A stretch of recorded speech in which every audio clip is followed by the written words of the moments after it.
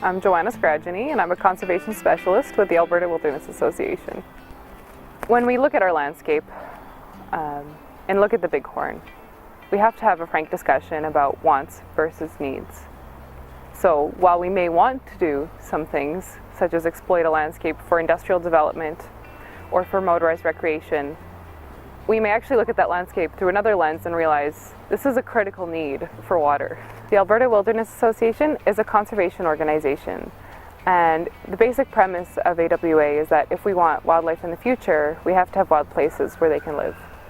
So the Big Horn Backcountry fits like a jigsaw piece in between Jasper and Banff. There's this missing chunk of protected area, and that's because it used to be part of our national park system. So it's a 5,000 kilometer squared piece, and it forms the headwaters of the North Saskatchewan River.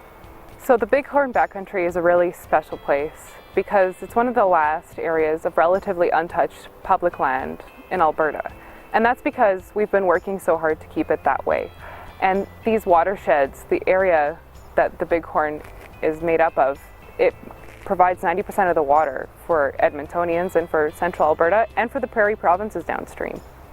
You know, as Edmonton's population grows, the need for water is only going to grow more pressing, so we need to make sure that their water source is secure. So some of the big threats to the Bighorn are just making sure that the Bighorn remains the way it is, that it remains pristine. So making sure that there's not industrial encroachment, making sure that there's no motorized recreation tearing up these relatively intact areas. That's what we're working to conserve. The problem is that in Alberta we have one of the highest amounts of use on our landscape, one of the highest levels of disturbance, and the Bighorn is just one of those last few places that are relatively untouched. So connectivity is an incredibly important piece of any wildlife management because wildlife, like us, need to be able to get from point A to point B. So you need those spaces to be connected so that you can get there. And that's even more important now as we talk about climate change, as the planet gets warmer, as these animals get stressed, as our wildlife and our plants get stressed, they're going to have to move north in order to adapt. So when we see some of the uses that are currently occurring on the landscape in the Bighorn right now, we see that motorized recreation is a pretty big component of that.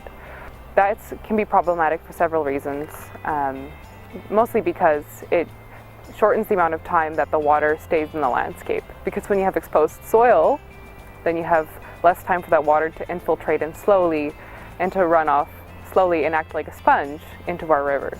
The important thing about the Bighorn is that we have to have a landmark. We have to have an area that is untouched so we know what wild places look like and feel like to visit as well.